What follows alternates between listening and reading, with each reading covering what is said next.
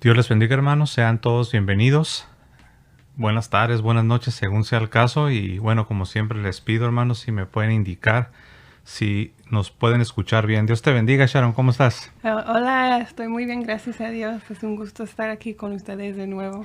Gracias por haber aceptado la invitación para acompañarnos en esta ocasión. Que es de gran ayuda cada vez que estás aquí porque nos puedes ayudar aquí a recoger las preguntas y Sí. también pues interactuar con todos los hermanos. Pues todos ustedes sean bienvenidos. ¿Cómo se escucha, hermanos? Vamos a ver si el audio está bien. Si nos pueden indicar con la tecla número 1 para ver si el audio está funcionando bien. Parece que sí. A ver, vamos a pedirle a Sharon que salude para ver cómo se escucha su micrófono. Hola hermanos, espero que tuvieron un buen fin de semana y un bonito lunes y hoy vamos a estar interactuando con ustedes. Una de las cosas que más nos encanta hacer para conocerles mejor y saber sus preguntas. Y es realmente una bendición poder compartir ese tiempo con ustedes. Así es. Bueno, parece que sí, ya me están indicando que se escucha bien y bueno, aprovechamos para saludar a todos los que están en el chat. Bueno, trataré de darme abasto. Saludos a Batman77, Dios te bendiga. Julio Acevedo, Clemen Arroyo, Laura Enkeman, Conocerás la verdad, Dios te bendiga. Miriam Vela, Miguel CC, Ángel Arturo Torres, Mónica Martínez, Arturo Valdovinos, Hans Ronin, Ramsés Jiménez, Juliana Holguín, Giselle, Mario Rojas, Lucio Guinés, Francisco Rubicar, María Asenet Ríos, Rosa Isela. ¿Quién más ves por ahí, Sharon? Lisanta, Arturo Valdovinos, uno que se llama FROS, desde Alhambra, California.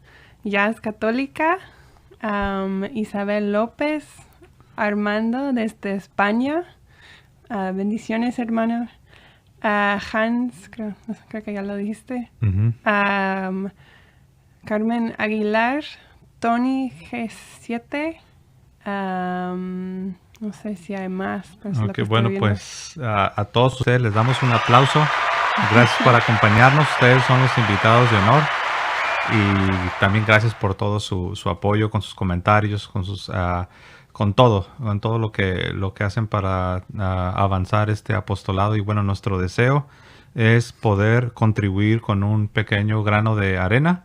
De lo poco que tenemos, lo poco podemos compartir. Dice Carmen Esparza, yo como que no mencionamos a Oh, ella. se nos olvidó. Bueno, Dios te bendiga, Carmen. Pues es que yo estoy seguro que se nos han pasado bastantes, ¿no?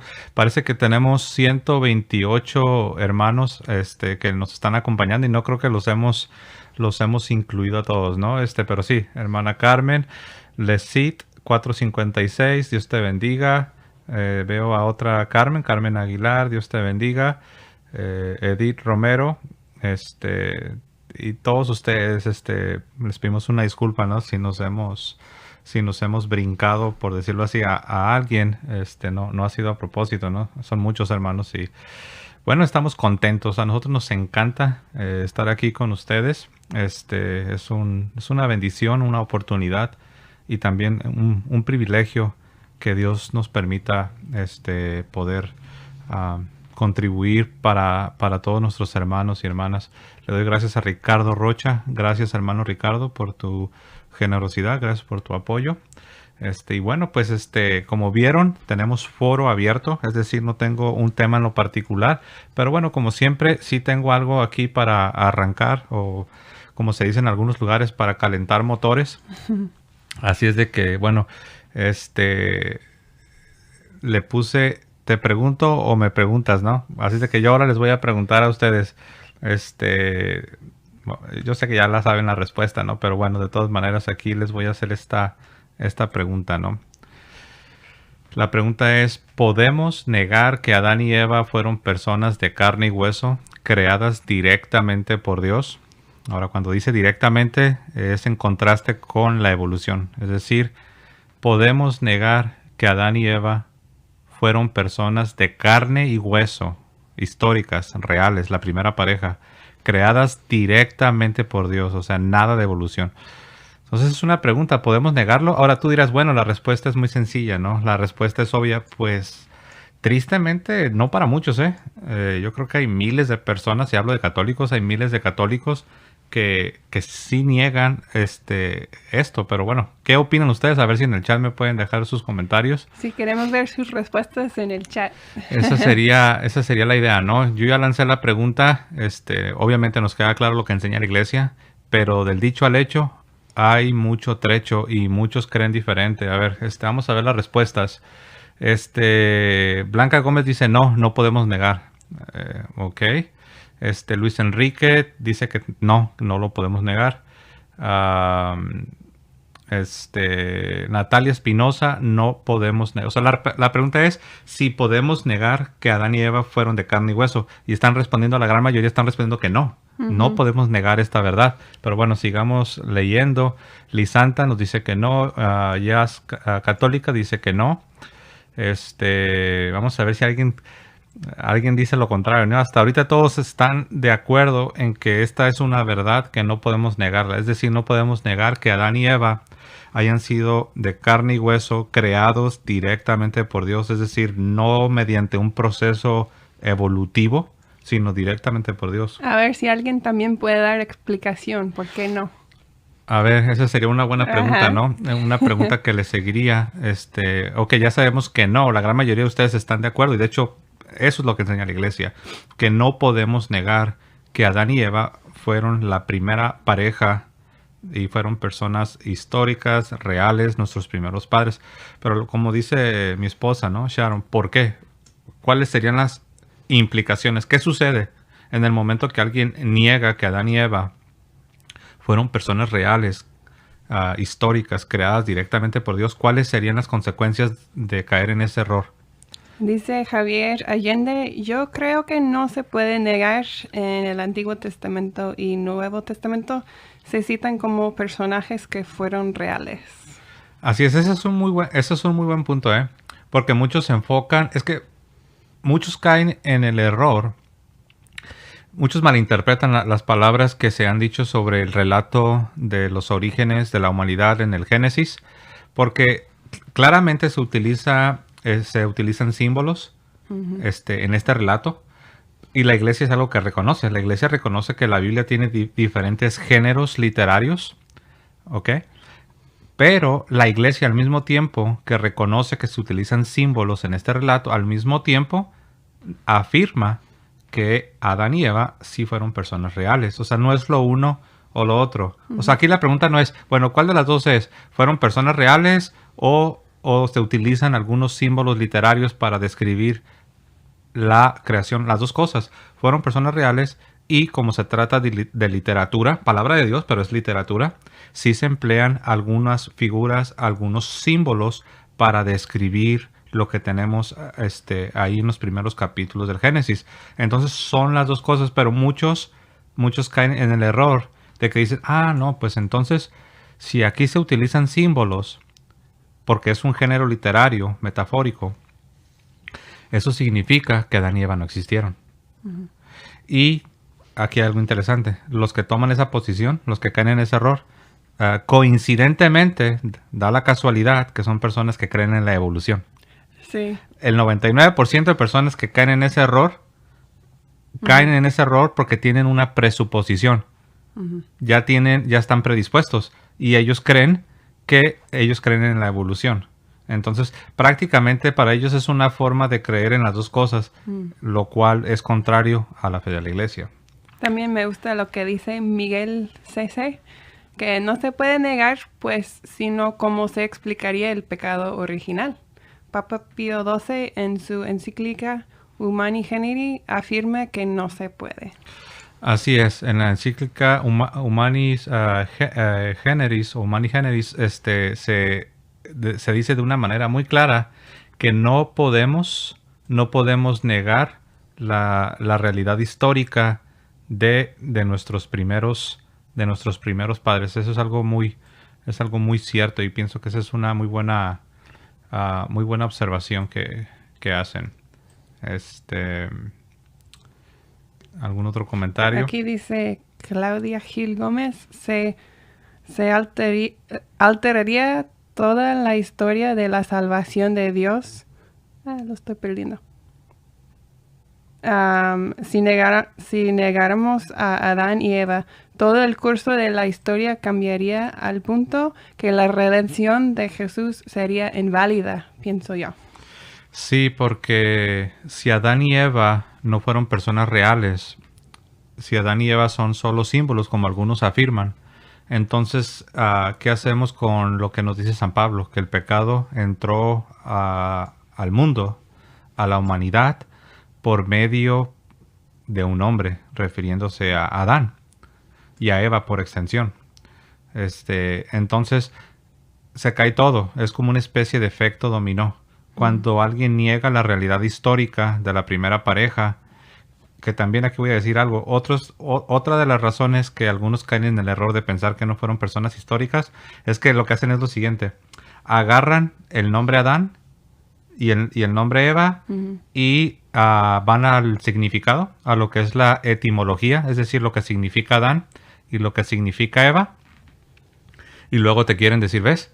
Simplemente estos nombres significa que Eva pues fue la madre de los vivientes, y Adán pues que es tomado de la tierra, que de hecho viene de la palabra tierra roja, ¿ves? Simplemente es un símbolo. Entonces, como si tú tomaras mi nombre. Mi nombre es José. Si tú tomas mi nombre y dices, bueno, José significa el Señor incrementa, o el Señor añade, el Señor engrandece según la traducción, ¿ves? Entonces José no es real, porque en la realidad el significado simplemente es algo teológico, significa que Dios engrandece. O sea, es absurdo. O sea, no, ahí yo respondería, tienes razón, pero el hecho de que tú estés diciendo que mi nombre tiene un significado teológico no significa que yo como persona histórica no exista. Entonces, esa es otra de las artimañas que utilizan algunos para decir que Adán y Eva no fueron la primera pareja, no fueron históricos, no fueron nuestros primeros padres. Algunos están confundidos, porque no hay que pintar a todos con la brocha gorda, ¿no? Algunos están confundidos. Algunos están confundidos y sencillamente no se han detenido el suficiente tiempo para meditar esto. Porque de hecho yo conozco a algunos que han cambiado de posición, que cuando les has enseñado lo que dice la iglesia en los documentos del magisterio, cuando les explicas lo que acabamos de mencionar sobre la utilización de símbolos en el relato del Génesis o más allá de los significados de Adán y Eva, cuando les explicas todo en su conjunto, y muchos han cambiado su posición. Pero lo que la iglesia enseña y lo que debe ser nuestra creencia es que sí fueron personas reales, históricas. Y yo sé que para muchos de ustedes, hermanos, pues esto es algo, diría, ¿no? De kindergarten. Eso es algo básico, ¿no? Es algo obvio. Y pues es que en la realidad sí es algo básico, pero tristemente es algo que muchos, miles, han dejado de creer. Sí, también me gusta el comentario de Gabriel Aranda Tovar. Dice, negar a Adán y Eva sería negar incluso a Jesucristo y su salvación. Sin el pecado de Adán, Cristo no nos habría rescatado. Así es, de hecho se compara a Adán, se le llama el segundo Adán, y se le compara con el primer Adán. Entonces como que estarías comparando a Jesús, persona real, con un símbolo, con un concepto teológico, lo cual no tiene sentido. Lo que he estado viendo en el chat han surgido unas preguntas relacionadas con el tema, que si Adán y Eva fueron reales, ¿de dónde salieron? ¿De dónde salió la esposa de Caín? Sí, la esposa de Caín. Miren, la manera más fácil de responder esto, ¿de dónde viene la esposa de Caín? La respuesta más sencilla sería esta. La esposa de Caín es un descendiente de Adán y Eva. Así, la respuesta más rápida. La esposa de Caín es un descendiente de Adán y Eva. Ahora tú dirás, pero ¿cómo es posible? Porque pues nada más sabemos de Adán y Eva. Bueno, por nombre, sí. Que la Biblia ponga el énfasis, o como dice el Padre Toro, el zoom en esos dos personajes, eso es cierto. Pero si sigues leyendo, si no me equivoco, es el capítulo 4, déjalo, lo reviso. Creo que es el 5.4, el capítulo 5, el verso 4. Uno lee que aunque sí es cierto, se nos menciona a Adán y Eva por nombre, ellos no fueron los únicos, sino que se nos dice que ellos tuvieron muchos hijos e hijas. Adán vive cerca de 1000 años. Y la orden de Dios, ¿sí se acuerdan cuál fue la orden de Dios para Adán y Eva? Que se multiplicaran, que fueran fructíferos, que se multiplicaran. En otras palabras, la orden de Dios es tengan hijos, tengan muchos hijos. Ustedes van a poblar la tierra. Ahora, si esa es la orden divina, ¿ok? Y la Biblia nos dice que ellos tuvieron hijos e hijas. Entonces, ¿qué nos hace pensar que solamente tuvieron a ellos dos, a Abel y Caín? Entonces, la respuesta es, Caín se casó con una descendiente de Adán y Eva. Es que no hay de otra. O sea, tus opciones son limitadas, al menos que ya tengas una predisposición a creer algo diferente. Si tú crees en la veracidad del relato del Génesis, tú no tienes muchas opciones, porque la Biblia nos enseña que todo ser humano desciende de Adán y Eva. Y cuando decimos que todo ser humano desciende de Adán y Eva, eso incluiría a la esposa de Caín. O sea, no hay otra, al menos que tú ya tengas otra teoría, ¿no? Que hay otras parejas, que dicho sea de paso, hay una teoría que se llama la poligénesis.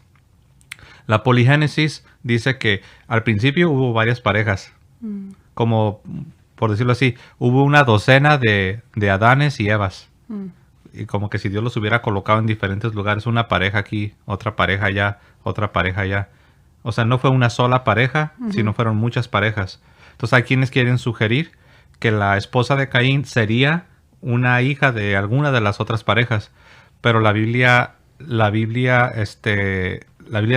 tiene fundamento para esta teoría, y la iglesia, de hecho la iglesia condena la creencia en que venimos de varias parejas. Es algo que la iglesia no permite que se enseñen y que se crea. Pienso que una pregunta que está surgiendo en el chat es que se casaron entre hermanos y alguien pregunta, ¿eso sería incesto? No. Sí. No, hasta donde yo sé, el incesto ocurre cuando se trata de padres e hijos. Pero sí se casaron entre hermanos. De hecho, esto es algo que aún ocurre en los pueblos muy pequeños. Sí. Se casan entre hermanos. Ahora recuerden que los primeros hombres vivían cientos de años. Sí, y otra cosa, hace no tantos siglos se casaron entre primos, eso era normal. Hoy en día ya no es normal, pero ahora las cosas son diferentes que eran hace tiempo. Y sí, y también tiene que ver el contexto. Por ejemplo, ¿cuántos de ustedes no conocen a una persona que tiene, por ejemplo, en la cultura hispana, hispano-católica, se acostumbra a tener dos apellidos, el paterno y el materno?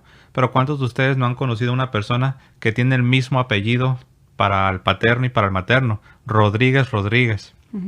Valenzuela. Y es interesante que platicando con algunas de esas personas dicen, no, pues es que mis abuelos estaban emparentados, eran primos, algunos eran primos primeros, otros primos, pero yo he escuchado de personas que me han contado, es que ellos vienen de un rancho donde todos ahí son parientes. Entonces, ahora, si esto sucede todavía en algunos pueblos, en algunas rancherías, en algunas comunidades rurales, porque no hay otra, o sea, si no te casas con una prima, por decirlo así, pues, o sea, no te vas a casar porque no hay otras personas ahí. Ahora, imaginen el inicio de la raza humana. Tuvo que haber sido así. Ahora, la Biblia claramente, y les quiero leer el versículo, Génesis capítulo 5, voy a leer el verso 4. Dice, después de haber engendrado a Set, vivió Adán 800 años. Vivió Adán 800 años y engendró hijos e hijas. Entonces aquí nos dice que vivió 800 años. Y nos dice que en este periodo de 800 años, después de que perdió a Abel, porque su hermano lo asesinó, pues Dios les dio otro hijo que se llamaba Set. Pero no solo Set, sino se nos dice que todavía Adán vive 800 años después de este evento, y nos dice que engendró hijos e hijas. Entonces, obviamente se entiende que Caín tomaría por esposa a una hermana. O bien, o si no, o tal vez hay otra posibilidad, que entre otros hijos se casaron entre hermanos y ellos engendraron hijos y Caín se pudo haber casado con una sobrina. Pues sí. Esto no es algo, no estamos inventando algo, el relato nos dice que Adán y Eva, después de que Dios le da un sustituto para Abel, que fue asesinado por Caín, llamado Set, dice que tuvo hijos e hijas y estuvo haciendo esto ¿por cuánto tiempo?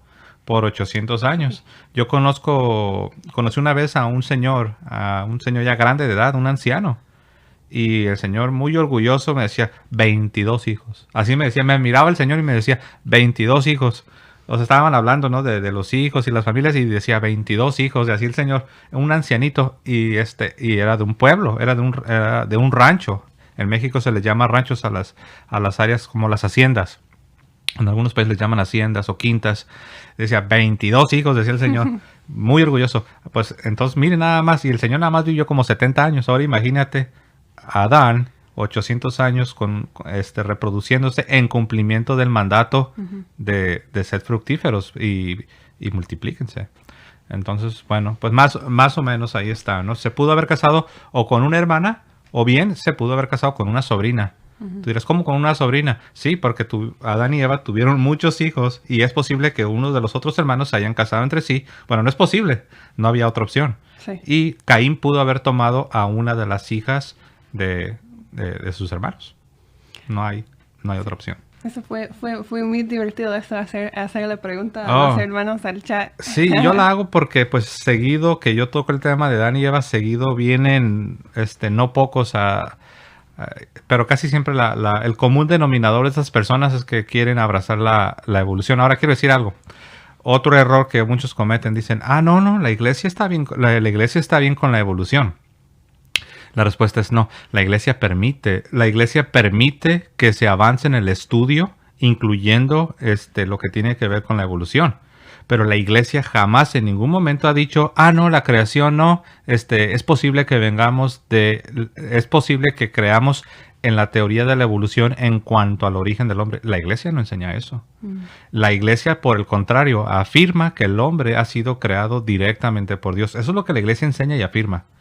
Por otro lado, sí permite que se avancen en los estudios, aún en los científicos que abrazan la teoría de la evolución, pero de que permita el avance del estudio, aún el estudio de la evolución, no significa o no se sigue que la iglesia rechace la creencia de que venimos de Adán y Eva.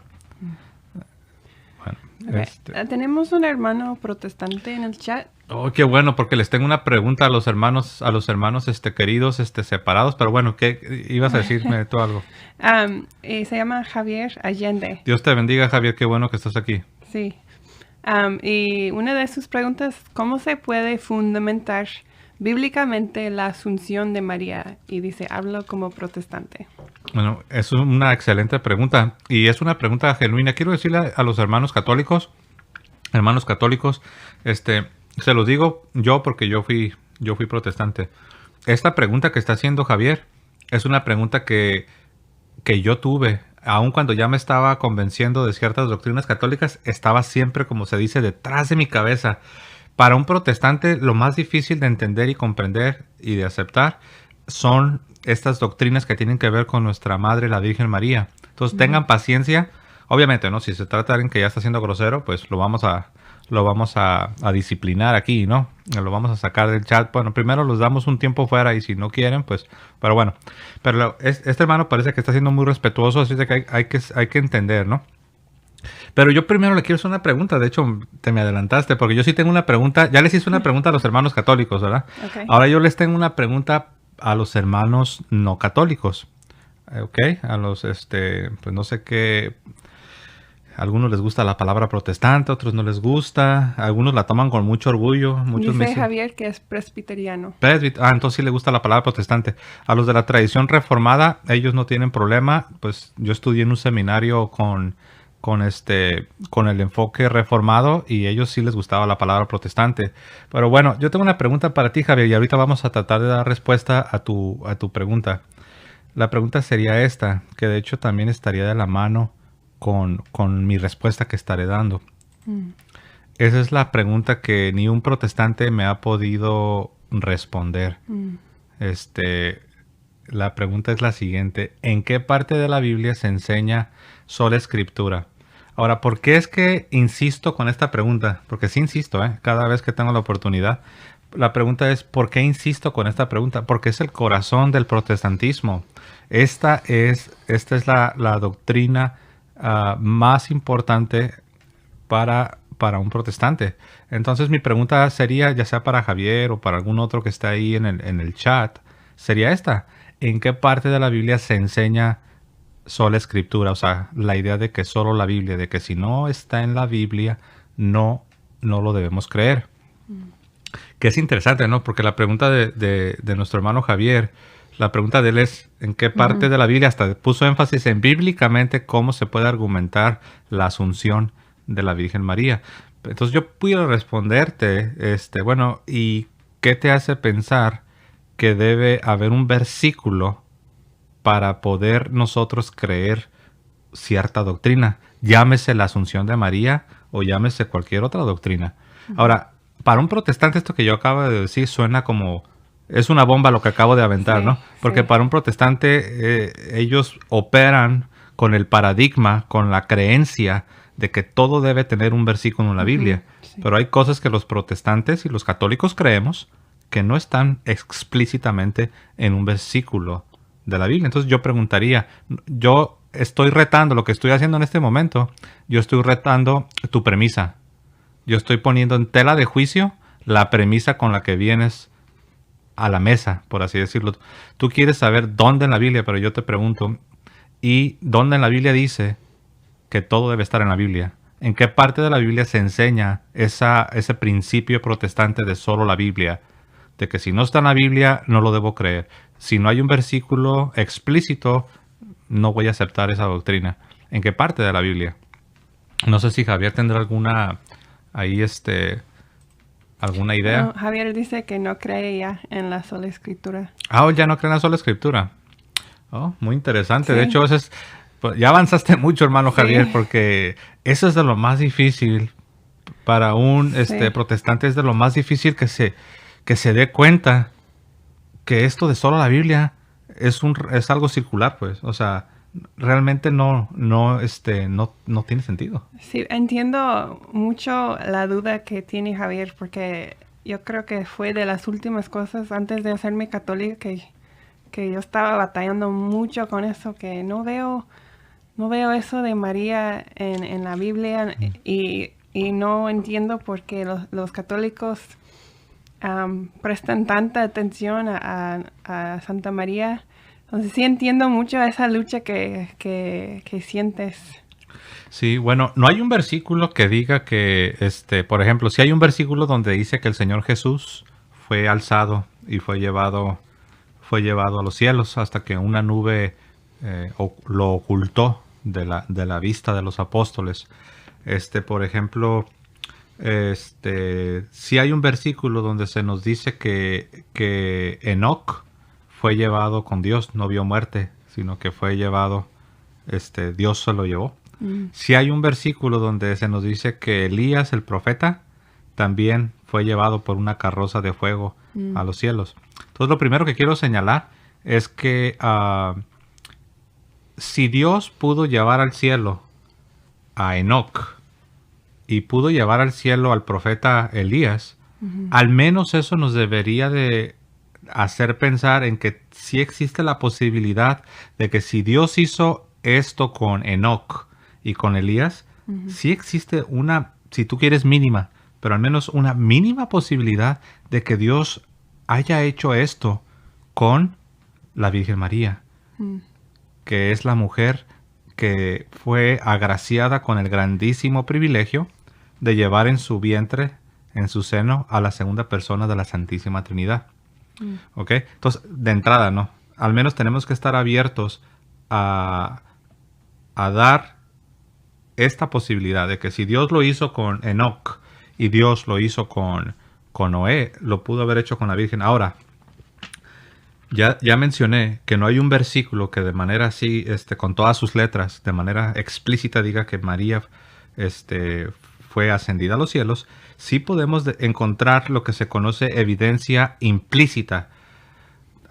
Una cosa es lo explícito. Lo explícito es así con todas sus letras, como decimos, con peras y manzanas te lo dice así, con todas sus letras, con todas sus sílabas. Lo implícito es lo que no se dice así de manera directa, pero si tú ves, por ejemplo, si yo te digo, subí al Gran Cañón y cuando estaba en la cima del Gran Cañón, me caí de cabeza.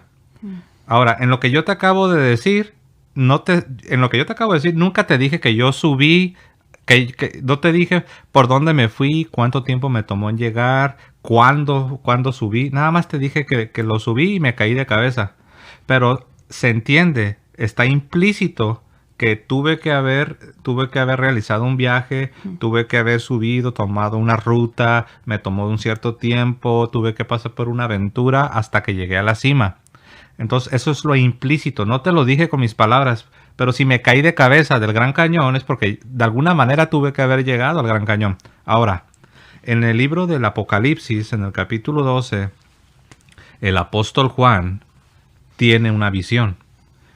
Y esta visión es muy interesante porque en el capítulo 12, él nos dice lo siguiente. Y ese es el apóstol Juan, ¿ok? Un gran signo, en otras traducciones dice una gran señal. Un gran signo apareció en el cielo. Número 1, aquí ya tienes el escenario, es en el cielo. Un gran signo, una gran señal apareció en el cielo. Una mujer. Entonces ya tienes ahí dos cosas, el lugar y tienes el sujeto. El lugar es el cielo. El sujeto es una mujer. No es un hombre, no es un varón, es una mujer. Sigamos leyendo. Un gran signo apareció en el cielo. Una mujer vestida del sol. Ya vimos que no es cualquier mujer, porque esta descripción de alguien que está bañado del sol, una mujer que está bañada del sol, está vestida del sol, ya es una mujer de importancia. Yo sé que esto es lenguaje simbólico. Algunos se confunden, volvemos otra vez a lo mismo. Dicen, es obvio que esto de que está bañada del sol y esto, ahí hay un simbolismo. La respuesta es sí. Sí hay un simbolismo, pero no significa que lo que está diciendo Juan, que vio una visión, que vio el cielo, que vio una mujer, no significa que todo eso sea falso. Lo mismo con Génesis. Se utiliza el lenguaje simbólico, pero no significa que Adán y Eva sean falsos. Continúo leyendo. Dice, un gran signo apareció en el cielo, una mujer vestida del sol y la luna debajo de sus pies y una corona una corona de 2 estrellas sobre su cabeza. ¿Ok? Entonces aquí vemos que es el cielo, es una mujer y es una mujer que es descrita de una manera con mucho honor. ¿Ok? Con una gloria, con un honor. No la gloria de Dios, no el honor de Dios, pero recuerden que Dios, él da a cada uno de sus siervos conforme a sus riquezas en gloria. ¿Ok? Continúo leyendo.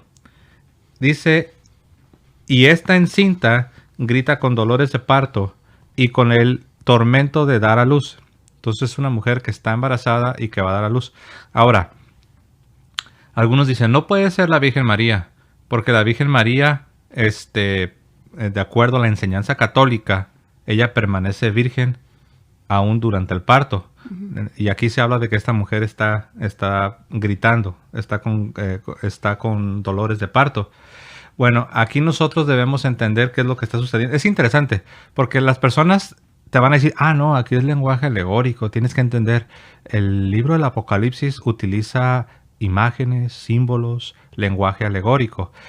Eso lo usan cuando se refiere al sol y la corona, pero ya cuando se llega aquí a los gritos, no, ahí tiene que ser literal, dicen, ahí ya no puede ser simbólico. Recuerda que lo que se está describiendo aquí está basado en las escrituras del Antiguo Testamento. Si tú vas a las escrituras del Antiguo Testamento, se habla de Jerusalén dando a luz. Y también se dice que también grita con los dolores de parto. Pregunto yo, ¿una ciudad como Jerusalén puede gritar con dolores de parto? Pregunto yo. No. Ahora tú dirás, entonces, ¿por qué dice el profeta que Jerusalén grita con dolores de parto? Es un cuando se hablan de los dolores del parto en la Biblia, es una alusión al hecho de dar a luz. Entonces no significa que Jerusalén estaba gritando literalmente, pero es el lenguaje que utilizamos para hablar de que se da a luz, en este caso Jerusalén, a una gran nación, a un gran pueblo, un pueblo numeroso. Ahora, volviendo a esta gran mujer que se describe aquí, es el cielo, es una mujer que recibe honor y gloria, y es una mujer que da a luz, ¿ok? Ahora uno dirá, ok, pero de ahí, ¿cómo llegas a la Virgen María? Versículo 5, y lo leo. En el versículo 5 encontramos lo siguiente. Ok. Dice así, y dio a luz esta mujer en el cielo, una mujer con honor y gloria, y dio a luz un hijo varón, el que ha de pastorear a todas las naciones con vara de hierro. Entonces sabemos que el que va a gobernar a las naciones, el que va a pastorear a las naciones con vara de hierro, es Jesucristo. Entonces esta mujer es la Virgen María, porque la última vez que yo revisé la Biblia, la mamá de Jesucristo se llamaba María, la Virgen María. Entonces, hay quienes dicen, no. Ese pasaje no está hablando de la Virgen María. Ese pasaje está hablando de Israel. O ese pasaje solo se refiere a la iglesia. Aquí quiero decir algo. Ciertamente, en las Escrituras, cuando se habla del pueblo de Dios, se utiliza la simbología de una mujer, de una virgen, dicho sea de paso, hablando de la Virgen, de una mujer virgen, de una doncella pura, la esposa de Dios, ¿ok? Y eso se le puede aplicar, en el Antiguo Testamento, ¿a quién se le aplicaba? Se le aplicaba a Israel. Y ahora en tiempos del Nuevo Testamento se le aplica a la iglesia, que es la esposa de Dios, que tiene que ser como una virgen. Hay dos mujeres en el Nuevo Testamento, la mujer ramera, que son los infieles, y la mujer virgen, que es el pueblo de Dios. Ok. Ahora, porque le apliquemos esto a Israel en el Antiguo Testamento o a la iglesia en el Nuevo Testamento, no significa que la Virgen María ya no es la mamá de Jesucristo. Tendrías, para que tú puedas afirmar que no es la Virgen María, estarías obligado a rechazar el versículo 5. Hablo de Apocalipsis capítulo 12, versículo 5. Para que tú con toda justicia y con toda autoridad puedas realmente rechazar que no es la Virgen María, tendrías que lidiar con el versículo 5. Y el versículo 5 nos dice que esta mujer dio a luz al que ha de regir con vara de hierro a las naciones. Es decir, daría a luz a Jesucristo. Pregunto yo, de acuerdo a los evangelios, no de acuerdo a tu interpretación. Te pregunto, Sharon, ¿quién es la mamá de Jesucristo? María. Es María. ¿Ok? Entonces Juan el apóstol la ve en el cielo. Y no solamente la ve en el cielo. Utilizando un lenguaje con símbolos e imágenes, nos habla del honor y la gloria que tiene la Virgen María en el cielo. Entonces, ¿cuál de las dos es, hermano José? ¿Hay símbolos y hay alegoría o es la Virgen María? No es ni lo uno ni lo otro. Son las dos cosas. Ese es el problema de muchos de nuestros queridos hermanos que crean dicotomías, separan cosas que no deben separar. Entonces nosotros no estamos obligados a escoger entre uno o el otro. Nosotros aceptamos las dos cosas. Reconocemos la realidad de que el libro del Apocalipsis utiliza imágenes, símbolos, lenguaje alegórico para describir realidades históricas. Y aceptamos también lo histórico. Aceptamos que la mamá de Jesucristo es la Virgen María y aceptamos también la utilización del lenguaje alegórico en el libro del Apocalipsis. No estás obligado a decidir entre lo uno o lo otro. No es lo uno o lo otro, son las dos cosas, son ambas cosas. Me permite, me gustaría hablarle un poco a Javier, porque parece que ha estado estudiando, hasta dijo, he estado viendo los comentarios en el chat y parece que ya crees en la presencia real de la Eucaristía. Dijo que era asistente a pastor en su iglesia y por lo mismo se siente un poco de miedo para decirle a ellos lo que está descubriendo. Y te animo a Javier, creo que hay otro hermano en el chat que se llama Claudio Acuña, que más o menos anda en el mismo canal. Y espero que ustedes nos escriben. Tenemos un correo en catolicismo.tv contacto y ahí nos puedes escribir porque nosotros hemos andado en el mismo canal. Y cuando José estaba estudiando el catolicismo, yo como su esposa, como puedo ver en Javier diciendo lo mismo, que tiene miedo. Yo no quise hacerme católica. Yo le dije a José, yo no me voy a hacer católica. Y José empezó a orar y ya dejó de empujarme.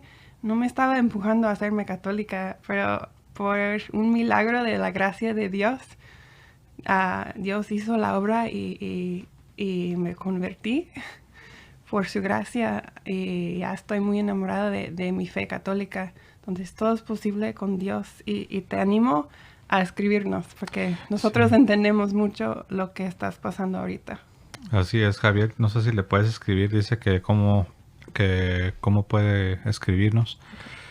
Bueno, a grandes rasgos, Javier, yo sé que es difícil, ¿no? En un en vivo, dar todas las explicaciones que nos gustaría dar, pero a grandes rasgos eso sería, ¿no? Yo veo que muchos se complican. Es que la verdad dicen que al que cree, y no lo digo por ti, Javier, esto aplica para todos. Se dice que al que cree ni una explicación, al que no cree ninguna explicación le bastará. O sea, al que ya viene con esa predisposición, el que no cree, el que tiene incredulidad, ni una explicación le bastará, pero al que cree no hay explicación o sea, al que cree, ni una explicación le será necesaria, ¿no? No lo digo por ti, Javier. ¿A dónde quiero ir con esto? De que la verdad es que sí vamos a llegar a un punto donde debemos, a creer lo que la iglesia nos enseña. Yo recuerdo que yo llegué a un punto donde dije yo, ¿quién soy yo? Aquí estoy, dije, en el año 2016, que fue cuando ya terminé de convertirme, en el 2016. Dije, aquí estoy yo en el 2016, soy muy pequeño, muy débil, y estoy con esta arrogancia retando todo lo que la iglesia ha enseñado, todo lo reto, todo lo desconfío, todo lo pongo, o sea, como si yo fuera el juez, como si yo fuera superior a la iglesia, y yo estaba desconfiando de la iglesia, yo desconfiaba de todo, y dije, pues eso es arrogancia, o sea, yo lo dije de mí mismo, no te lo estoy diciendo a ti, Javier, pero yo me di cuenta que en mi corazón, aunque me costó aceptarlo, la verdad es algo que no nos gusta reconocer. ¿A quién le gusta a quién le gusta que le digan que tienes un corazón duro? ¿A quién le gusta que le digan que tienes orgullo en tu corazón?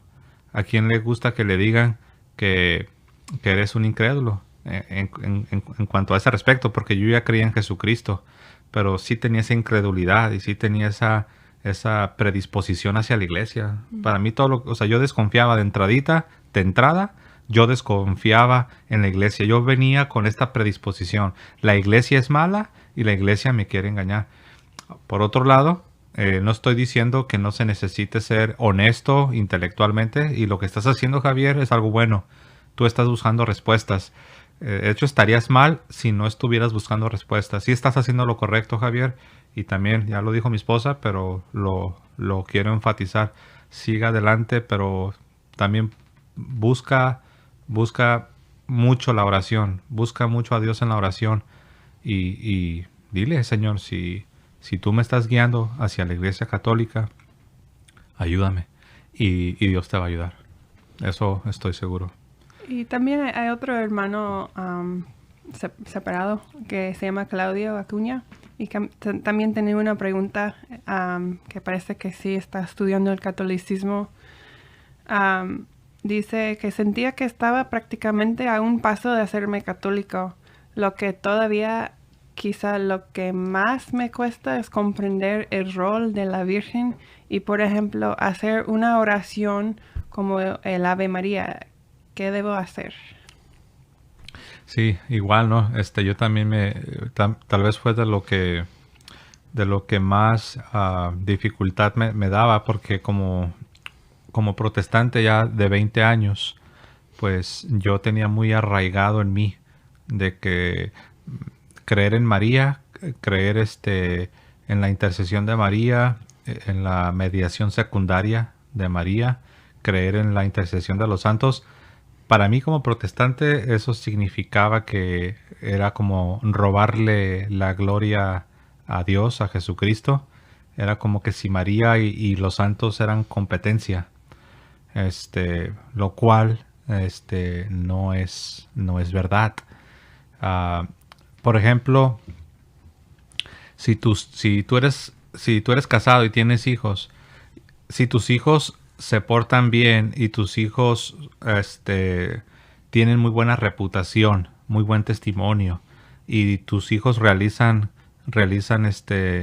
viven unas vidas virtuosas y viven unas vidas que traen honor y gloria para tu apellido, para tu familia, ellos, tus hijos, que están recibiendo honor y gloria por su forma de vivir piadosa, por su forma de vivir justa, recta, ellos no te están robando gloria a ti.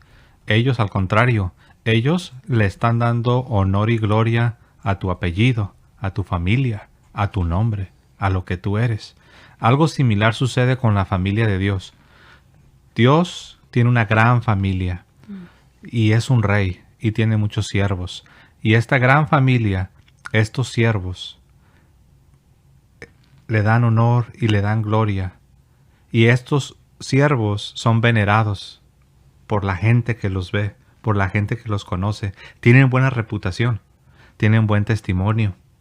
La gente ve un destello de lo que significa ser, no sé cuál será tu apellido, pero lo que significa ser un Plasencia. Ahora imagínate esto aplicándolo a Dios, lo que significa ser un cristiano, una vida santa, una vida recta, una vida limpia, pura. Eso le da honor y le da gloria a Jesucristo. Eso le da honor y le da gloria a Jesucristo. Entonces, ¿por qué estoy explicando todo esto? Lo que te quiero decir que Dios recibe más gloria, en este caso con la Virgen María y con los santos. Dios no recibe menos gloria por la Virgen María y por los santos.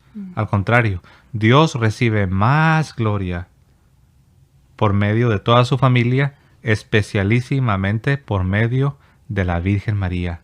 Porque la Virgen María es la segunda Eva. Eso es algo que en la teología protestante les falta. Tenemos el segundo Adán. El segundo Adán, y tú lo sabes bien, el segundo Adán es Cristo. Hay una nueva creación. Hay un nuevo huerto del Edén. Hay una relación restaurada, paraíso restaurado, relación con Dios restaurada. El huerto del Edén, por así decirlo, restaurado. Adán, restaurado. Pregunto yo, ¿y Eva dónde está? Porque el huerto del Edén fue restaurado, el paraíso restaurado, la relación con Dios es restaurada. El segundo Adán es restaurado, o sea, el Adán es restaurado con el segundo Adán. Pregunto yo, ¿y Eva? Bueno, los discípulos del apóstol Juan, dicho sea de paso, enseñaron que la Virgen María es la segunda Eva. Y hablando de Juan, fue Juan quien vio a la Virgen María en el cielo. Entonces, aquí vemos nosotros que María es la segunda Eva. Entonces, por eso ella tiene un papel muy importante. De la primera Eva se dice que ella es la madre de todos los vivientes. De la segunda Eva también se dice que ella es la madre de todos los vivientes. Qué casualidad, ¿no? La primera Eva es la madre de todos los vivientes. Pero la segunda Eva, la Virgen María, y está en la Biblia, de hecho, en Apocalipsis 12:17, la Virgen María es la madre de los verdaderos vivientes. ¿Quiénes son los verdaderos vivientes? Los verdaderos vivientes son los cristianos, son los que tienen el testimonio de Jesús y guardan los mandamientos de Dios. Pues aquí se nos dice que esta mujer, que es la Virgen María, es la madre de ellos. Si alguna vez te has preguntado por qué los católicos dicen que mi madre María, mamá María, mamita María, ¿por qué? Y eso a un protestante le choca, a mí me chocaba. Me suena así como que, no lo digas, como nada más escucharlo, para mí ya era demasiado. Bueno, porque así lo voy a decir, así nos engañan, así engañan. Yo sé que tus pastores no son gente mala que en la mañana se levanta diciendo voy a engañar a Javier no, ellos no son gente mala, son gente confundida, gente que heredó el engaño y así te lo han pasado. Pues tengo que decirlo, no puedo andar queriendo tapar el sol con un dedo. Lo voy a leer. Apocalipsis 12:17, hablando de la Virgen María, que ya vimos que en el verso 5 se nos dice que es la madre del Mesías. Ahora leo el verso 17. Apocalipsis 12:17 dice lo siguiente. Dice, hablando del dragón, dice, y se llenó de ira el dragón contra la mujer, contra la mamá del Mesías, contra María, la Virgen María. Dice, y se llenó de ira el dragón contra la mujer. Acuérdense que desde Génesis 3 ya traen pleito. Dios prometió que iba a poner enemistad entre la serpiente y la mujer. Dios prometió, eso se llama el protoevangelio, o sea, primer evangelio, la primera promesa del evangelio. Dios había prometido que pondría un pleito, una enemistad entre la serpiente y la mujer, y aquí en Apocalipsis se cumple. Verso 17, Apocalipsis 12:17. Y se llenó de ira el dragón contra la mujer y se fue a hacer guerra al resto de su descendencia, el resto de sus hijos. Y tú dirás, ¿y quién es el resto de su descendencia? ¿Qué no se supone que la Virgen María solo tuvo un hijo, según ustedes? Sí, la respuesta es sí, pero aquí se te dice quién es el resto de sus hijos. Dice, se fue a hacer guerra contra el resto de su descendencia, los que guardan los mandamientos de Dios y retienen el testimonio de Jesús. ¿Por qué decimos que la Virgen María es nuestra madre? Porque la Biblia dice que es nuestra madre. La Biblia nos dice que ella es la madre de los que guardan los mandamientos de Dios y retienen el testimonio de Jesús. Entonces, si tú guardas los mandamientos de Dios y tú retienes el testimonio de Jesús, entonces María es tu madre. Yo sé que por años has escuchado todo lo contrario, pero pregunto yo, si una mentira te la repitieron por 20 años, ¿significa que la vas a creer en lugar de creer lo que dice la Biblia en Apocalipsis 12:17? Dice que esta mujer es madre de los que guardan los mandamientos de Dios y retienen el testimonio de Jesús. Que dicho sea de paso, aquí se comprueba que en el sentido más estricto, esta mujer de Apocalipsis 12 es en verdad la Virgen María. Porque claramente sabemos que Israel rechazó, hablando en términos generales, Israel rechazó a Jesús. Entonces, ¿cómo una nación incrédula va a ser esta mujer? Y al mismo tiempo la Biblia dice que esta mujer es la mamá de los cristianos. No. Entonces, la mujer es la madre del Mesías, Apocalipsis 12:5. Y Apocalipsis 12:17 se nos dice que ella es la madre de los que guardan los mandamientos de Dios y retienen el testimonio de Jesús. Entonces, pues ahí tienen algo, ¿no? Sí, puedo añadir algo. No sé si has visto mi testimonio de conversión. Espero que sí, porque yo nunca era protestante, era católica. Siempre estaba en la iglesia bautista antes de hacerme católica. Y como ya dije, una de las cosas más difíciles para mí aceptar era eso de venerar a Santa María y también la oración a los santos. Y lo que me ayudó tanto, al menos en mi caso, fue rezar el rosario, pero yo no sabía que rezar el rosario era meditar en eventos de la vida de Jesús. Según lo que yo sabía, era nada más repetir y repetir la misma cosa. Y cuando por primera vez recé el rosario, meditando en los eventos de la vida de Jesús, meditando en su oración en el huerto ¿cómo se dice en español? Se me escapó. Sí, en el huerto del Getsemaní. Sí. También en la corona de espinas y la cruz, y estaba meditando. Aunque estás diciendo muchas veces Dios te salve María, esa oración, la verdad, te acerca más a Jesús. Entonces, lo que estoy tratando de decir es que eso no quita la gloria de Jesús para nada. Y me sorprendió cuánto me ayudó hasta enamorarme más de Jesús. Entonces, yo recomiendo, si puedes, encontrar tal vez un video en YouTube de un rosario que te ayuda a meditar en el rosario, en los eventos de la vida de Jesús. Así es, sí, porque también él mencionó, ¿verdad? Sobre por ejemplo, el Ave María, ¿no? Simplemente, ¿no? ¿Qué dice el Ave María? Dios te salve María, llena eres de gracia, el Señor es contigo, bendita eres tú entre todas las mujeres y bendito es el fruto de tu vientre Jesús. Eso está en la Biblia. Entonces, lo que estás haciendo ahí, estás repitiendo el saludo del ángel y estás también repitiendo la promesa, la profecía, de hecho. Tú dirás, ¿cuál profecía?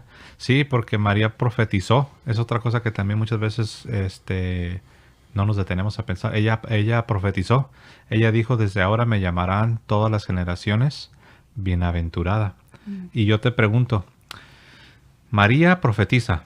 Dice, desde ahora me llamarán todas las generaciones bienaventurada. Ahora tú dirás, bueno, ¿qué significa eso de que me llamarán bienaventurado? No solamente es decirlo así con la boca, ¿no? Así como un robot, bienaventurada. No. Cuando se habla de que la van a llamar bienaventurada, significa un lugar de honor.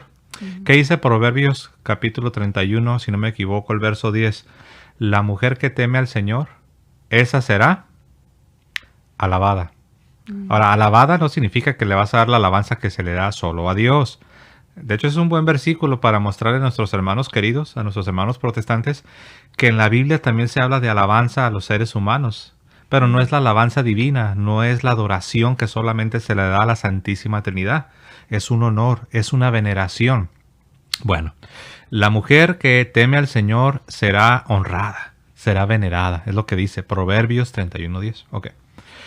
Entonces María, en el Evangelio de Lucas, ella profetiza y dice que a partir de ese momento, en virtud de que ella llevaría en su seno a la segunda persona de la Santísima Trinidad, en virtud de esta gracia que Dios le concede, ella profetiza y dice, desde ahora, todas las generaciones me llamarán bienaventurada. O sea, me van a venerar, me van a honrar, porque Dios me está concediendo esta gracia. ¿Ok? Ok. Pregunto yo, ¿en qué parte, en qué iglesia, por así decirlo, se ha cumplido esta profecía de que todas las generaciones iban a honrar, iban a venerar a María? En la Iglesia Católica. En la Iglesia Católica. Sí. Cualquier otro grupo que tú quisieras señalar, si tú quieres decir, no, eso se cumple en los bautistas, porque los bautistas somos los 100% bíblicos, cristianismo primitivo, sana doctrina.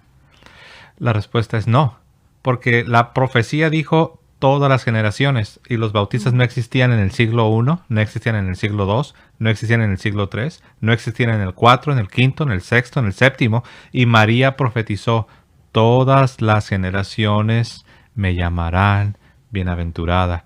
La mujer que teme al Señor será alabada, será honrada, será venerada. Y esa profecía se cumple en nuestra Madre, la Virgen María. Amén. Entonces, el Ave María solamente es estar, número 1, cumplimos la profecía de llamarla bienaventurada, y número 2, estamos repitiendo la Escritura, y número 3, estamos repitiendo el misterio más grande de los misterios que tienen que ver con el advenimiento, con la venida del Señor. Yo sé que el misterio de misterios es el de la Santísima Trinidad, lo repito, el misterio de misterios es el de la Santísima Trinidad. Pero los que tienen que ver ya con la venida del Mesías, el misterio más grande es el de la encarnación. ¿Y qué es lo que estamos repitiendo una y otra vez que estamos diciendo? Dios te salve María, llena eres de gracia, el Señor es contigo, bendita eres tú entre todas las mujeres y bendito es el fruto de tu vientre Jesús. ¿Qué estamos diciendo? Estamos repitiendo lo que se conoce también como el misterio de la Anunciación. Este primer misterio, que es el misterio más grande de entre todos esos misterios, se le llama el misterio de la Anunciación o de la Encarnación. lo estamos repitiendo una y otra vez. Cuando el Verbo de Dios, el Logos, la segunda persona de la Santísima Trinidad, se encarna, está ocurriendo algo tan glorioso que los profetas soñaban con ver. Jesús dijo, muchos reyes y profetas soñaron con ver lo que ustedes ven y no lo vieron. Cuando viene el ángel y hace esta declaración a esta doncella, a esta hija de Israel, mujer escogida por Dios, que había sido preservada de la mancha del pecado en virtud de que vendría la segunda persona de la Santísima Trinidad, y se hace este anuncio, se está dando la noticia más tremenda, está temblando el universo y se está anunciando, el Verbo de Dios se va a encarnar. Y eso lo estamos repitiendo. Ahora, que hay católicos que no entienden muy bien y que lo hacen por costumbre, bueno, esa es una cosa. Y esa es la lucha que tenemos en nuestra iglesia, que debemos enseñar a nuestros hermanos para que ardan en piedad, en devoción. Pero eso no, pero esa realidad de que hay personas que no lo hacen de manera repetitiva no anula, no nulifica, no invalida la gran verdad teológica que es enseñada y es inculcada por medio de esta hermosa devoción del Santo Rosario. Entonces, bueno, ya me emocioné, pero... Es un tema muy emocionante. Hay otra pregunta aquí de Juan Felipe. Dice, ¿cómo saber que estoy en el estado de gracia? Siento que estoy en gracia, me confesé, pero ¿cómo saberlo? Bueno, si no tienes conciencia de que has pecado gravemente, entonces lo que queda es que descanses en las promesas de Dios. Y el Señor Jesucristo dijo a sus ministros, a sus apóstoles, y obviamente por extensión a sus ministros, los sacerdotes, los obispos y los sacerdotes, a quienes ustedes perdonen los pecados, les serán perdonados. En el momento que tú escuchas la absolución, tus pecados te son perdonados. En ese momento, tú debes de abandonarte a estas hermosas palabras del Señor Jesucristo. A quienes ustedes perdonen los pecados, les serán perdonados. Entonces, si tú, a lo mejor de tu capacidad, a lo mejor de tu discernimiento, no tienes conciencia de haber pecado gravemente en contra del Señor, entonces tú debes de estar asegurado y descansando en las promesas divinas, de que tus pecados son perdonados y que no tienes conciencia de que sea de otra manera. Ahora, si viene a tu mente, si te haces consciente de que has incurrido en una falta grave, en un pecado grave, bueno, lo primero que debes hacer, aún antes de llegar al confesionario, es buscar la contrición, buscar el dolor por haber pecado contra Dios, por haber ofendido a Dios, por haber lastimado a Dios, por haber deshonrado a Dios. Debes buscar la contrición perfecta, el quebrantamiento por haber ofendido a Dios. Y debes buscar el arrepentimiento y debes invocar el nombre de Dios. Acto seguido, en cuanto te sea posible, debes ir ante el ministro. Debes ir ante el ministro del sacramento, el sacerdote. Y debes, en la presencia de Dios, delante del ministro, pues confesar tu pecado.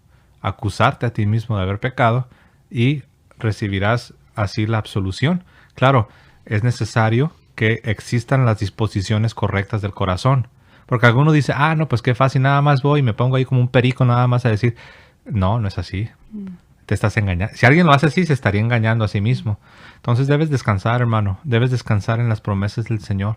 Y ten cuidado con lo que se conoce como la escrupulosidad, que era el problema de Martín Lutero. Es la que yo estaba pensando. Estaba pensando en Lutero, que él como que no creyó en esa promesa del sacramento de la confesión. Él pensó como que salió del confesionario y sintió que no eran perdonados sus pecados y sintió la necesidad de ir una y otra vez.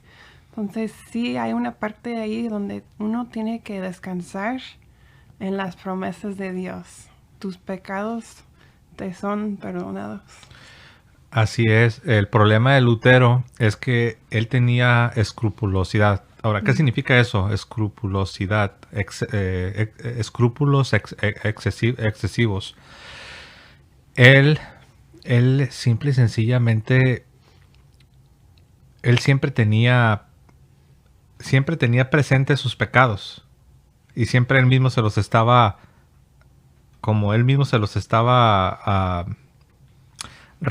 él mismo se estaba todo el tiempo como acusando, pues. Él decía que hasta en sus momentos más santos, en sus momentos de oración, en sus momentos de devoción, le estaban viniendo los pecados y siempre él se sentía culpable, siempre él se sentía miserable, siempre él se sentía como que no era suficiente, como que él no estaba haciendo lo suficiente para estar en paz con Dios, y ese es un problema.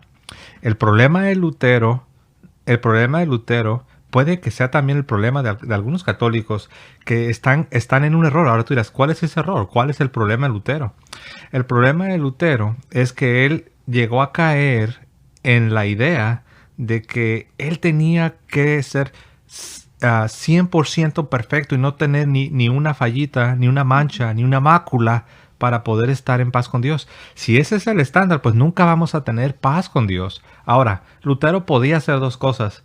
Podía aprender a descansar y depender de la misericordia divina, o podía inventarse una teología para darle alivio a su alma. Ahora, sabemos porque la historia nos dice que él escogió lo segundo. En lugar de aprender a confiar en la misericordia de Dios, él se inventa una teología para darle alivio a su alma. ¿Cuál teología se inventó? Bueno, él dijo, bueno, nunca estoy tranquilo, no soy perfecto, nunca me siento que tengo paz con Dios. Entonces, lo que él terminó creyendo es que Cristo lo cubría a él de su justicia, que a pesar de que él pecara, Dios todavía lo miraba, como que Dios no miraba su pecado. Como que Dios no mira tu pecado. Dios no ve tu maldad. Y él decía, porque Él nos cubre. Es como que si te ponen una cobertura, una envoltura, te envuelven, te cubren de toda la justicia de Cristo. Entonces, aunque tú por dentro sigues teniendo las manchas de tus pecados, ya Dios no ve a tu yo interno, sino que te ve envuelto y te ve cubierto, encapsulado por la justicia de Cristo. Él inventó esa teología. La iglesia no enseña eso. La iglesia enseña que cuando viene la gracia de Dios a tu vida, eres limpiado, eres lavado, eres transformado, si se me permite la expresión, una especie de metamorfosis, por así decirlo. Yo sé que no es lo mismo, pero eres transformado. La gracia de Dios es infusa en tu alma y eres limpiado, eres una nueva criatura. Dios no te pone un casco, Dios no te pone una cobertura, Dios no te pone una envoltura. Dios, al contrario, te cambia de adentro hacia afuera. Y uno tiene que aprender a descansar en esa gracia divina que nos es comunicada de manera ordinaria en el sacramento de la confesión. Pero Lutero se fue en otra dirección. Lutero desarrolló una teología para tratar de darle alivio a su escrupulosidad. Ahí podemos ver también la importancia de tener fe en cada aspecto de nuestra vida. Si Lutero hubiera tenido fe en las promesas de Dios, de la confesión, no hubiera buscado otra manera de explicar cómo aliviar ese problema que tuvo. Entonces, la fe, yo creo que es el fundamento de eso. Tener fe que Dios prometió y va a cumplir con sus promesas. Así es. Y también, bueno, pues una de las cosas que necesitamos para tener paz es tener el temor de Dios. Si no tenemos temor de Dios, entonces vamos a estar jugando con el pecado. Y si estamos constantemente jugando con el pecado, pues entonces puedo entender por qué alguien siempre esté sintiéndose así. Sí. Entonces ya el problema ya es de diferente naturaleza. Ya hay un problema de una falta de temor de Dios. La Biblia nos dice que con el temor de Dios los hombres se apartan del mal. Con el temor de Dios, los hombres se apartan del mal. Entonces, si ese es nuestro problema, debemos entonces, pues, ahora sí que correr por nuestra vida. Y necesitamos realmente arrepentirnos y necesitamos ponernos en serio con Dios y dejar de jugar con el pecado. Sí. No estoy diciendo que ese sea tu caso, ¿no? Pero sí puede suceder. Pues sí. Ujú. Hay un hermano protestante que anda en el chat. Oh, sí, ¿se anda portando bien o mal?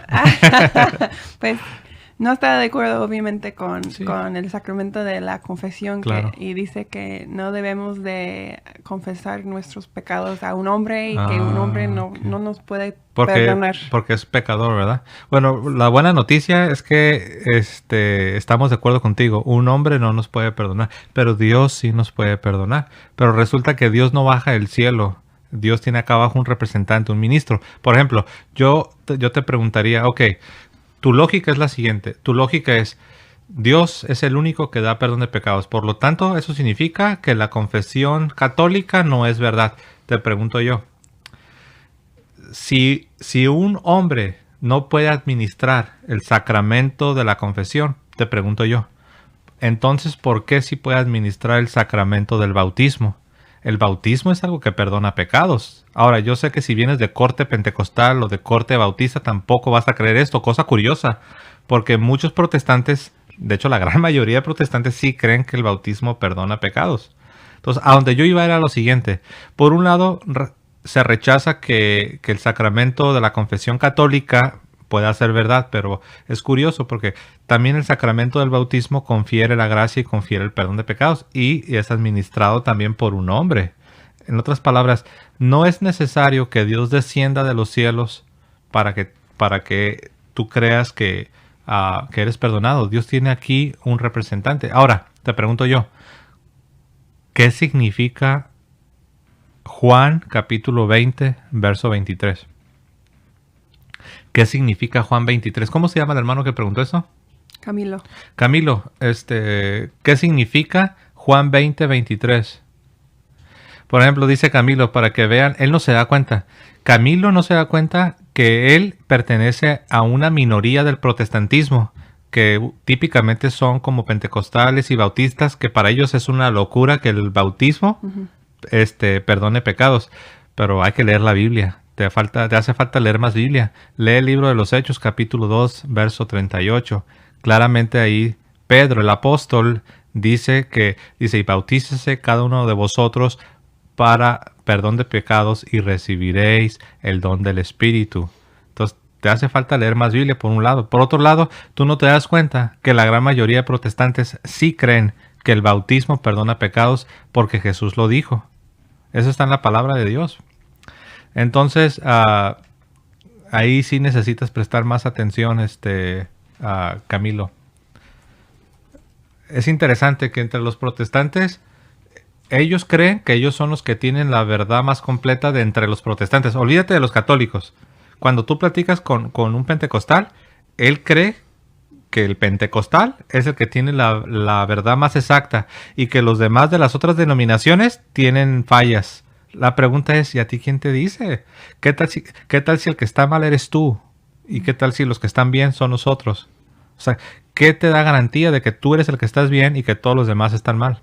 Especialmente si pensamos que el protestantismo histórico cree en la salvación, en el bautismo. Así es. Entonces aquí vemos, no, la verdad, no estoy seguro que Camilo realmente esté buscando la verdad. Más bien lo veo como que quiere contender. Dice aquí que de qué hablo, pues solamente que no estás escuchando, no sé por qué no podrías saber de qué estoy hablando. Estoy diciendo de que la gran mayoría de protestantes sí creen que el bautismo perdona pecados.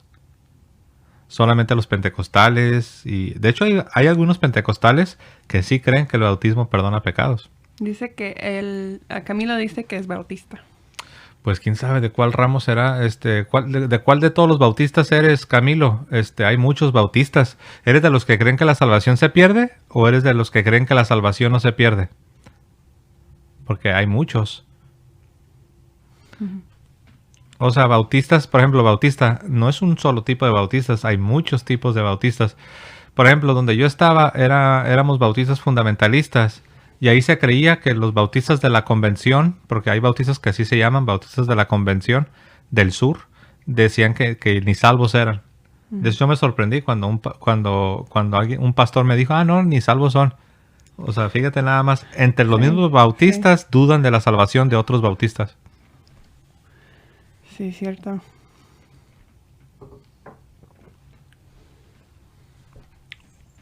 Dice Brett Nolan, dice, está buscando tener razón, jamás la verdad, es el clásico. Tristemente sí, se ahogan en un mar de ego. Esas palabras sí son verdad, lo que dice Brett, la verdad que a mí me costó, pero sí llega un punto donde me di cuenta que era mi ego, era mi orgullo, nada más de estar contradiciendo. O sea, me di cuenta que yo estaba en un juego, que ese juego se llama Contradice a la Iglesia. Entonces, sí. así están los hermanos separados. Como dijiste, empezaste a sentir que después de 2000 años de historia de iglesia, como que tú crees que tú eres la persona que tiene todas las respuestas, que tú vas a encontrar la verdad. Pusimos a Camilo a descansar un ratito. Camilo ya está diciendo que mentiroso y no sé qué tanto. Son, ¿cuánto es? ¿5 minutos? 300 segundos. Te puse a descansar, Camilo, 300 segundos. Te digo, aquí puedes estar haciendo preguntas y todo, pero ya si vas a empezar que mentiroso y esto y el otro, no, hay que portarse cristianamente, hay que respetar. Por ejemplo, yo estoy dispuesto a escuchar todas tus preguntas y todos tus argumentos, pero yo no te voy a estar llamando que eres un mentiroso y no, hay que tener respeto y hay que portarse cristianamente. ¿Qué testimonio estás dando? Ok, ¿quién más? Tengo otra pregunta aquí de Yolanda Espinosa. Sería, ¿por qué antes de nuestro Señor no había santos? Sí, sí había santos, pero no en el sentido más pleno y completo.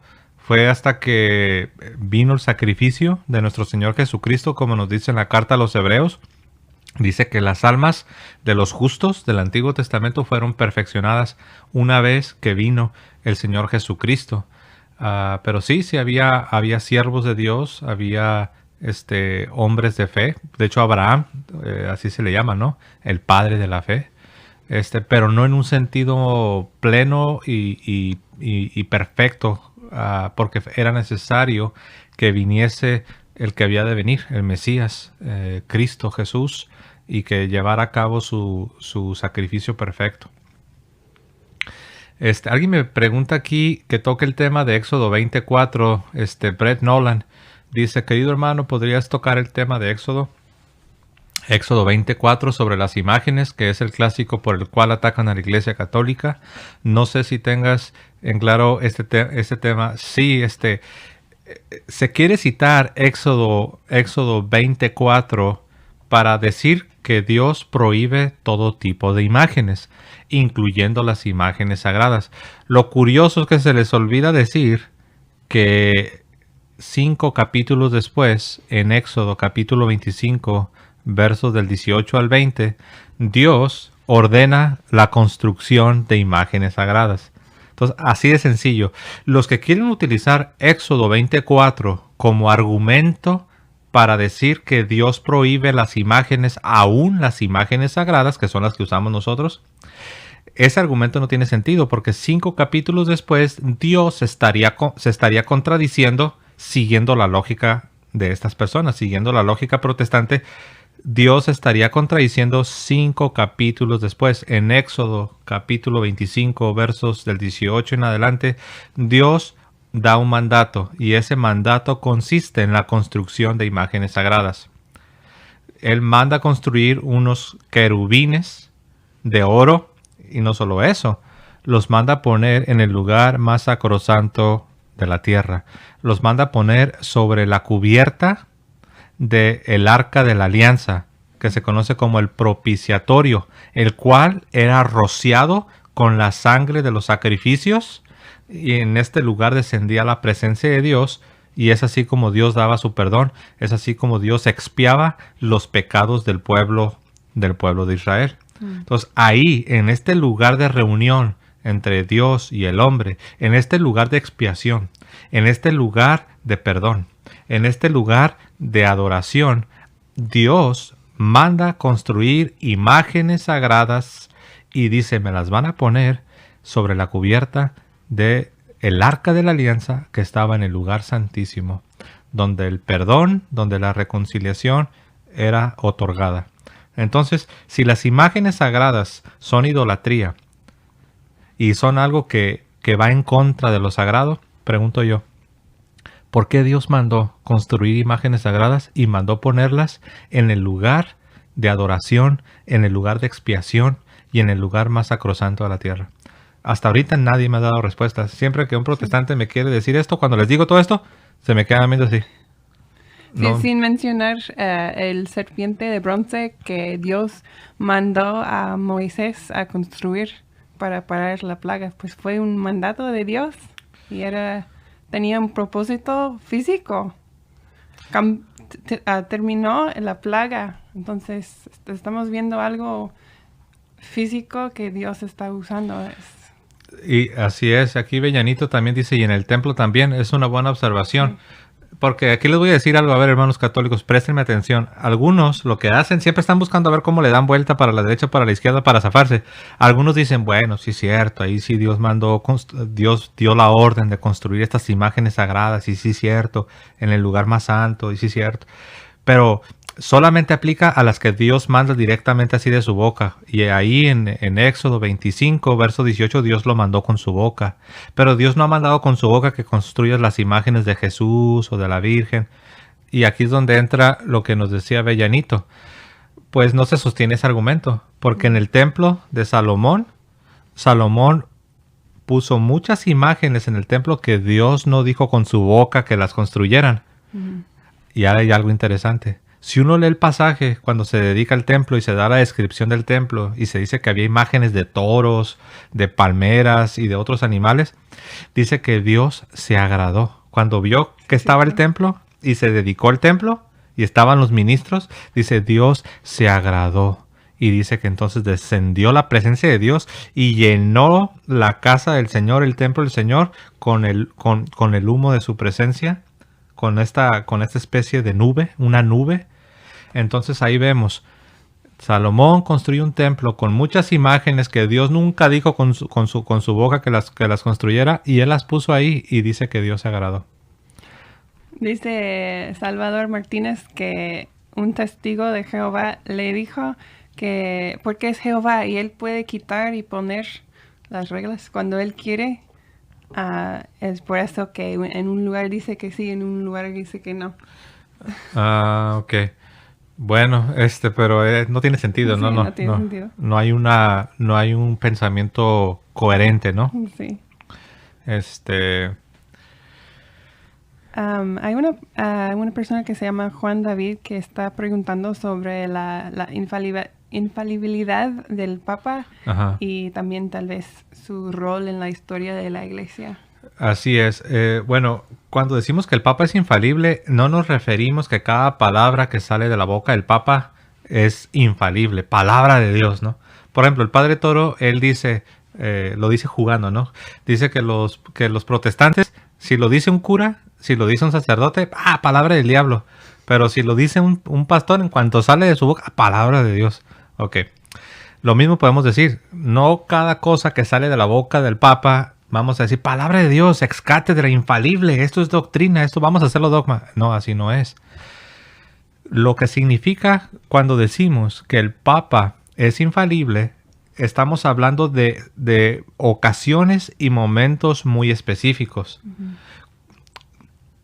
Cuando el Papa está enseñando en su función de pastor a toda la iglesia, y el Papa de manera explícita, esta parte es importante, cuando el Papa de manera explícita, o sea, el Papa tiene que decir, esto es enseñanza dogmática para toda la iglesia, lo tiene que enfatizar, lo tiene que dejar de manera clara y explícita. Y cuando se hace un documento y todo se hace de manera ordenada, es cuando se dice, esta enseñanza es ex cátedra. Esto es para ser recibido por todos los creyentes de todos los tiempos. Y no puede ser quebrantado, no puede ser revertido, no puede llegar otro papa y luego quitarlo y borrarlo y cambiarlo.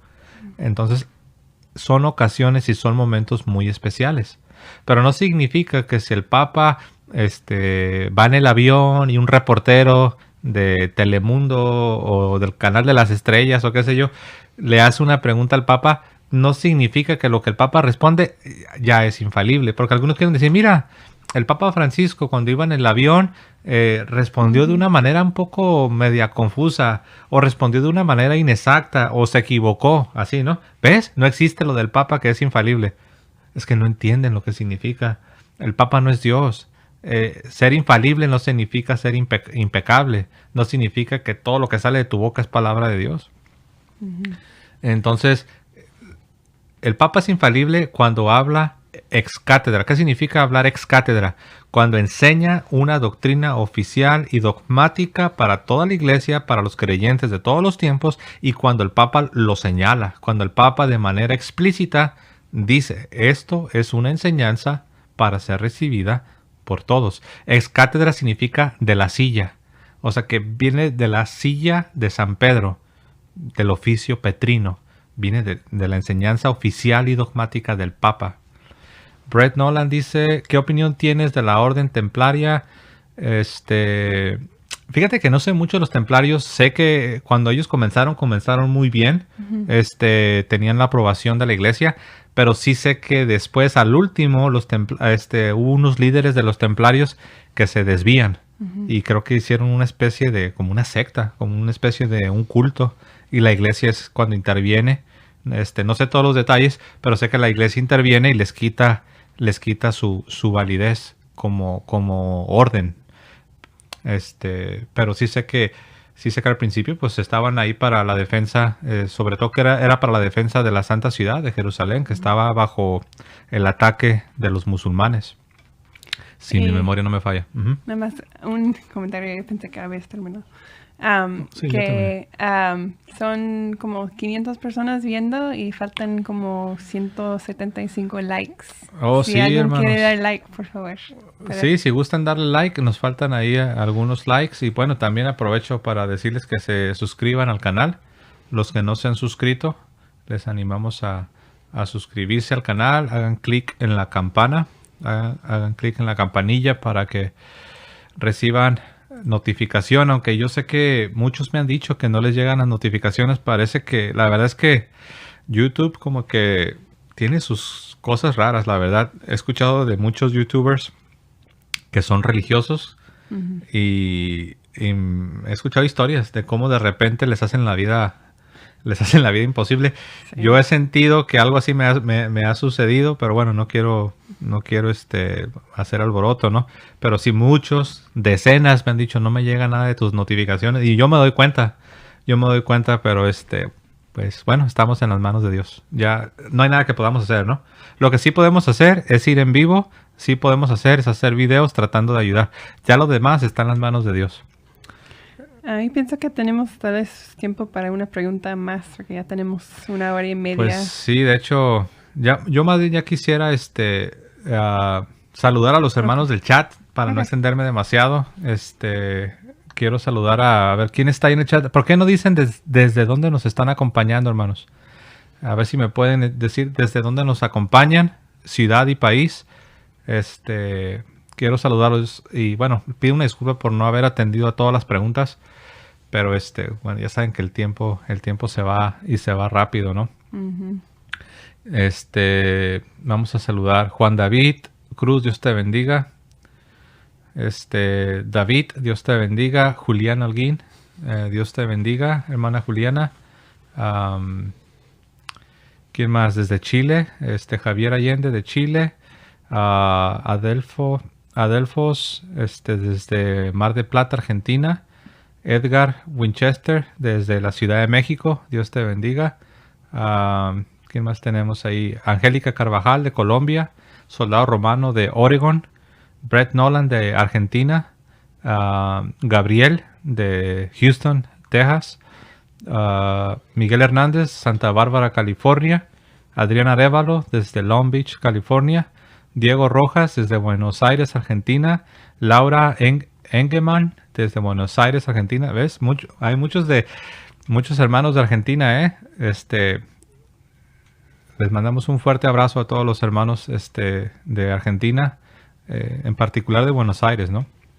Y acaba de llegar el hermano Matías M. Bendiciones, hermano. Ok, ¿de dónde es?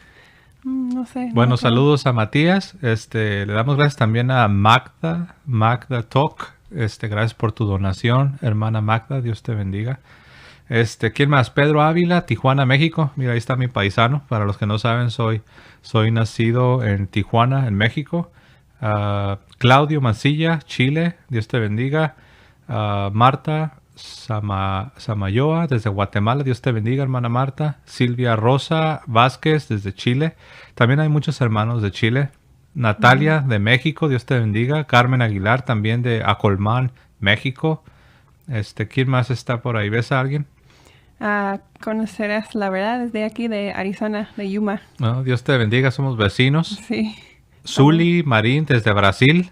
Dios te bendiga, Zuli, hasta Brasil. Quisiera saber portugués para poder hablar portugués, ¿no? Pero bueno. Carmen Esparza, Tennessee. Griselda, desde Colorado. Giselle, desde Miami, Florida. Marcos Pereira, desde New Jersey. ¿Quién más? Bueno, son muchos, ¿no? Yo sé que ya se me escaparon demasiados. Alberto Castillo, Honduras. Olguer Ospina, desde Medellín, Colombia. Dios te bendiga. Lupita Reyes, desde Los Mochis, en México. Marco Paz, desde Tulsa, Oklahoma. Javi Jaramillo, desde San Fernando, California. Dios te bendiga.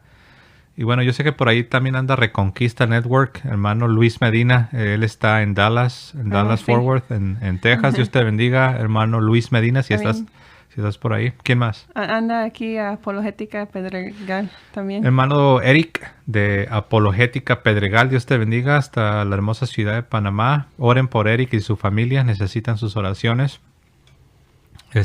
¿Quién más?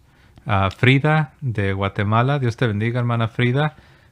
También los hermanos Gravin y Sarai. Hermanos Gravin y Sarai, hasta Costa Rica. Les mandamos un abrazo. ¿Quién más tenemos por ahí? Lucy Barrios, desde Puerto Rico, la isla del encanto. Dios te bendiga. Saludos hasta Puerto Rico. Blanca Gómez, de Guadalajara, Jalisco. Dios te bendiga. De hecho, mis papás son de Jalisco. Soy de Tijuana, en México, pero mis papás son cerca de Guadalajara, en el estado de Jalisco. ¿Quién más? Tenemos Cielo García desde Illinois.